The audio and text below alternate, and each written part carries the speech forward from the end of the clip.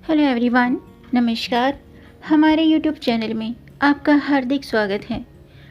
दोस्तों, आज की वीडियो में हम जानेंगे साल 2025 में अप्रैल के महीने में यानी कि चैत्र के महीने में हनुमान जयंती कब है, 12 अप्रैल या 13 अप्रैल।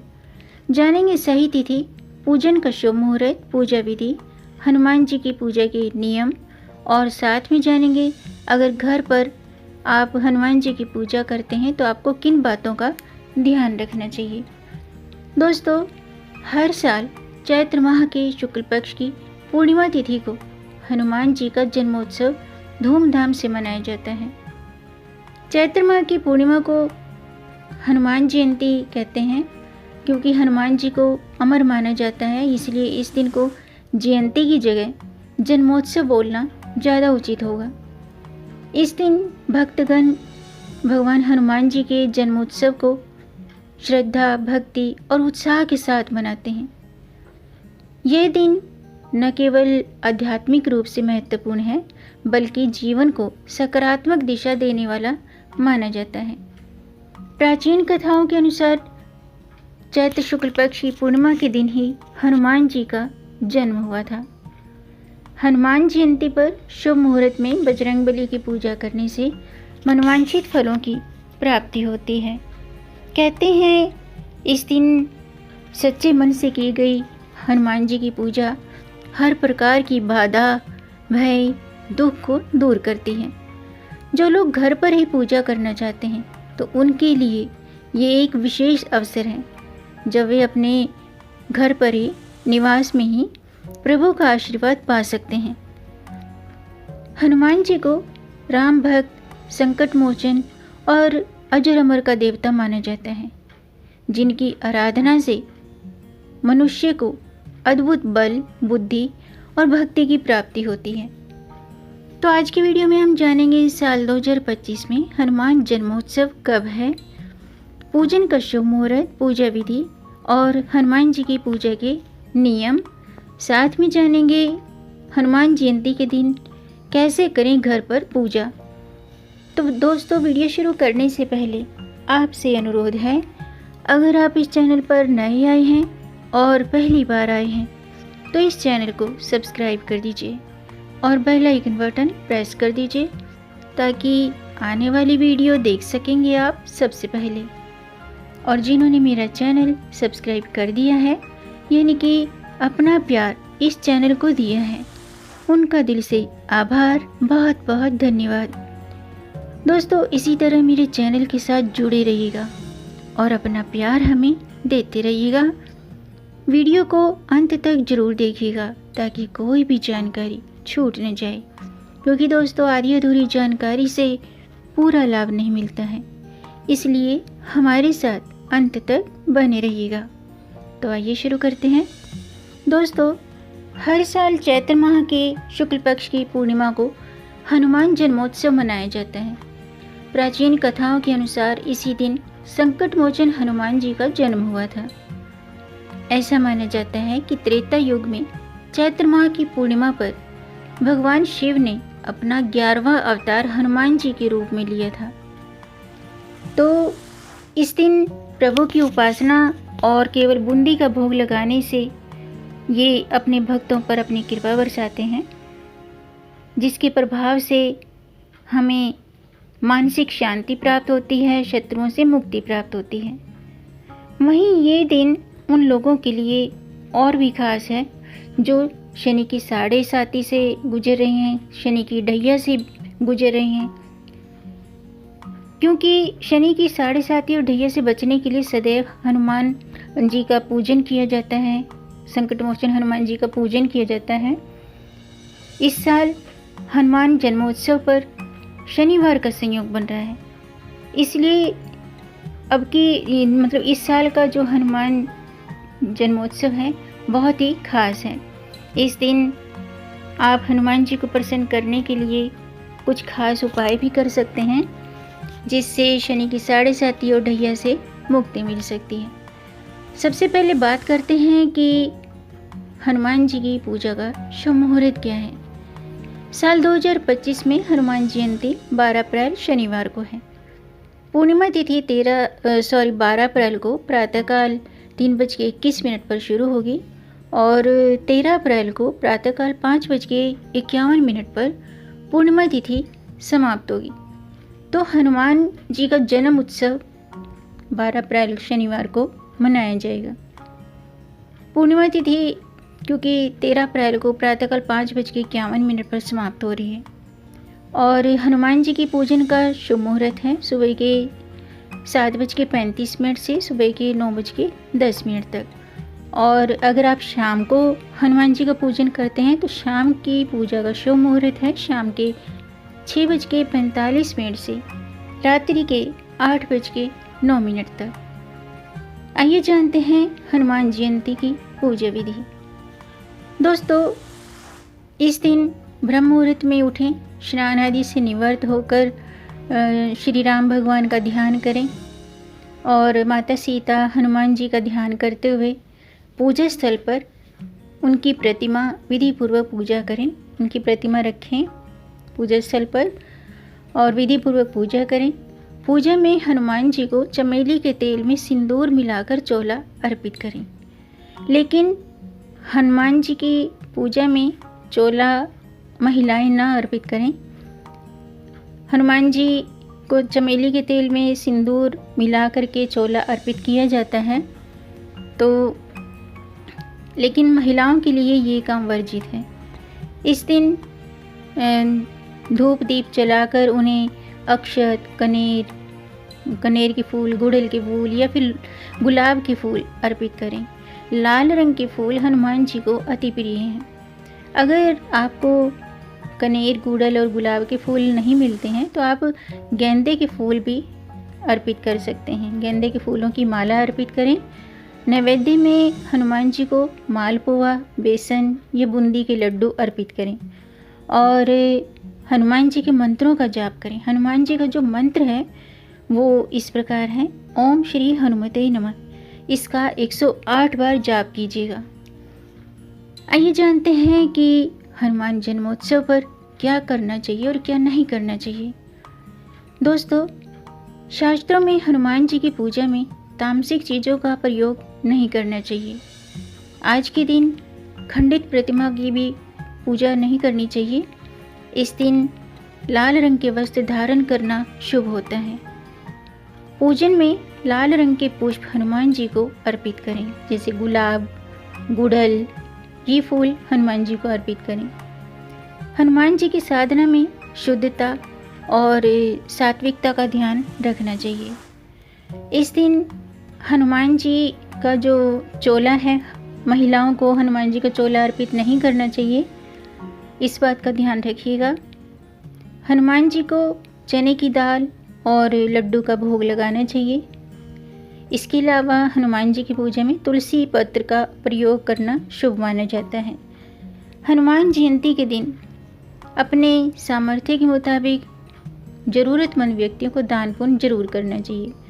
इस दिन हनुमान चालीसा का पाठ करें, हनुमान अष्टक का पाठ करना शुभ होता है और राम रक्षा स्तोत्र का पाठ करना भी शुभ होता है। ऐसा करने से हनुमान जी प्रसन्न होते हैं। और अगर आप व्रत रख सकते हैं तो इस दिन व्रत रखें और हनुमान जी के मंत्रों का जाप करें। हनुमान जी का जो मंत्र है मैंने आपको बता ही दिया है। और ओम श्री हनुमते नमः इस मंत्र का 108 बार जाप कीजिएगा। इस दिन रामचरितमानस के सुंदरकांड और हनुमान चालीसा का पाठ करना शुभ होता है। इसके अलावा हनुमान जी के सामने लाल सूत की बाती का दीपक जलाना शुभ होता है और इस दिन तुलसी पत्र का प्रयोग जरूर करना चाहिए। आइए जानते हैं कि अगर आप शनि की 7.5 और ढैया से गुजर रहे हैं, शनि की 7.5 और ढैया से मुक्ति पाने के लिए आपको क्या करना चाहिए।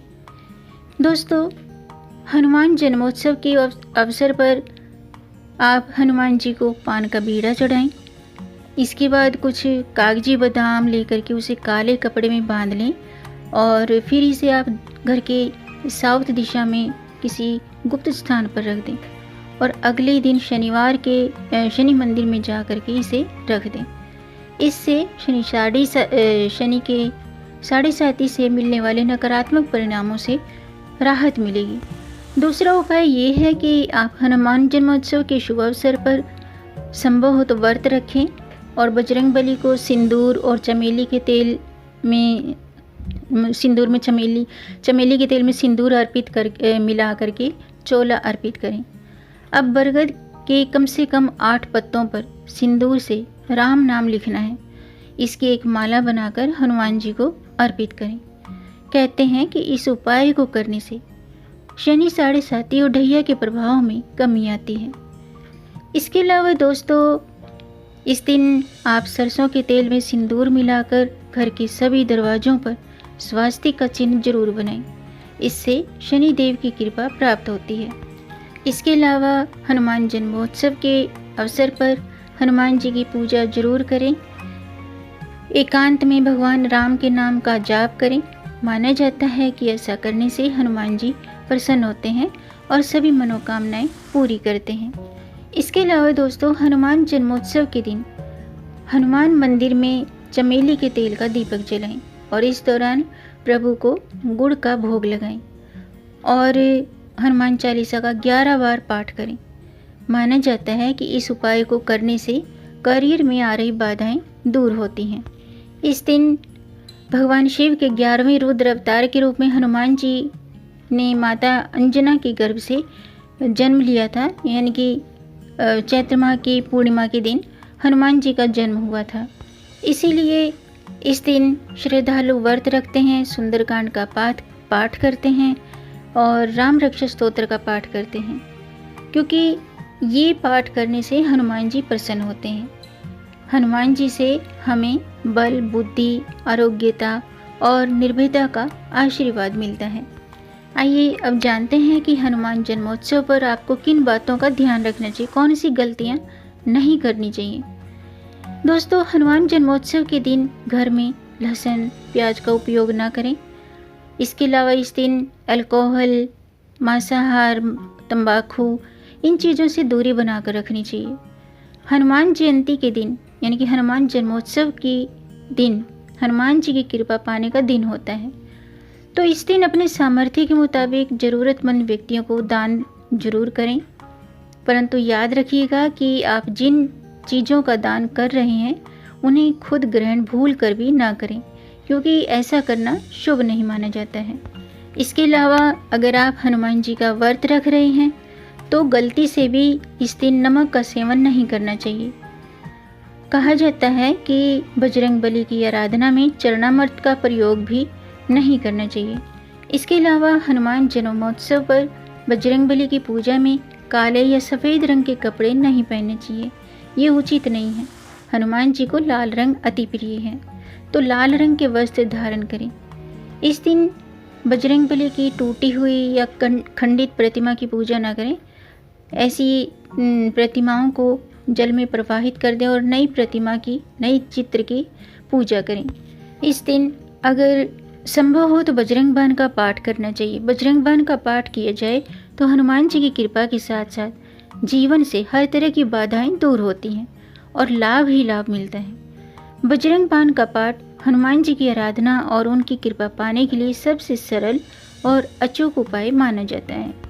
हनुमान चालीसा और बजरंग बाण की वीडियो आप मेरे चैनल पर देख सकते हैं और हनुमान जी की आराधना के लिए आप हनुमान जी के मंत्रों का जाप करें, हनुमान चालीसा का पाठ करें और हनुमान बजरंग बाण का पाठ कर सकते हैं। हनुमान बजरंग बाण का पाठ करने के अनेक फ़ायदे होते हैं। इनकी आराधना करने से जीवन में हर तरह की बाधाओं से मुक्ति पाने के लिए बजरंग बाण का पाठ करना बहुत ही कारगर उपाय होता है। जी हाँ दोस्तों, अगर आपकी कुंडली में कोई ग्रह दोष है या मंगल दोष है तो उसे दूर करने के लिए नियमित रूप से सुबह सुबह हनुमान जी की आराधना के बाद बजरंग बाण का पाठ करना चाहिए। इससे कुंडली में मौजूद दोष दूर होते हैं, मंगल दोष दूर होते हैं और जीवन में सफलता प्राप्त होती है। जो लोग गंभीर बीमारी से पीड़ित हैं और इससे निजात पाने के लिए आपने काफ़ी प्रयत्न किए हैं तो बजरंग बाण का पाठ जरूर कीजिएगा, ये बहुत प्रभावी होता है। हनुमान जी को 21 पान के पत्तों की माला अर्पित करें और बजरंग बाण का पाठ करें। इसके अलावा किसी जातक या जातिका के विवाह में बाधाएं आ रही हैं तो बजरंग बाण का पाठ करने से विवाह के राह में आने वाली बाधाएं दूर होती हैं, दाम्पत्य जीवन सुख में रहता है। इसके अलावा कार्यक्षेत्र में सफलता के लिए या ऊंचे मुकाम पर हासिल प्राप्त करने के लिए मंगलवार के दिन हनुमान जी की पूजा अर्चना करके बजरंग बाण का पाठ करना चाहिए। लेकिन दोस्तों, बजरंग बाण का पाठ करने के नियम होते हैं। आइए जानते हैं कि वे नियम कौन से हैं। दोस्तों, बजरंग बाण पाठ की शुरुआत किसी भी दिन नहीं करनी चाहिए। जब भी बजरंग बाण का पाठ शुरू करें तो मंगलवार से ही इसकी शुरुआत करनी चाहिए। इसके अलावा जिस भी मनोकामना को पूरा करने के लिए आप बजरंग बाण का पाठ कर रहे हैं तो कम से कम 41 दिनों तक इस पाठ को अवश्य कीजिएगा। इसके अलावा इस पाठ के दौरान शरीर पर लाल रंग के कपड़े धारण करें और ब्रह्मचर्य के नियमों का पालन करें। तो दोस्तों, आज के लिए बस इतना ही। उम्मीद है आपको ये जानकारी पसंद आई होगी। अगर आपको ये जानकारी, ये वीडियो अच्छा लगा हो तो आप इसे लाइक कर सकते हैं। वीडियो लाइक करने में पैसे खर्च नहीं होते हैं, आपके लाइक से हमारा मोटिवेशन अप होता है। तो वीडियो को लाइक ज़रूर कीजिएगा और इस जानकारी को आगे बढ़ाकर अपनी फैमिली में, अपने फ्रेंड्स में ज़्यादा से ज़्यादा शेयर कर दीजिए ताकि औरों को भी इससे लाभ प्राप्त हो। और अगर आपका कोई प्रश्न है या कोई सुझाव है तो कमेंट बॉक्स में ज़रूर लिखिएगा और मेरे चैनल को सब्सक्राइब ज़रूर कीजिएगा ताकि आने वाली वीडियो देख सकेंगे आप सबसे पहले। वीडियो को अंत तक देखने के लिए आपका बहुत बहुत धन्यवाद। मिलेंगे नई जानकारी के साथ, तब तक आप खुश रहें, स्वस्थ रहें, अपना ख्याल रखें और अपनों का भी ख्याल रखिएगा। जय श्री राम, जय हनुमान, हर हर महादेव।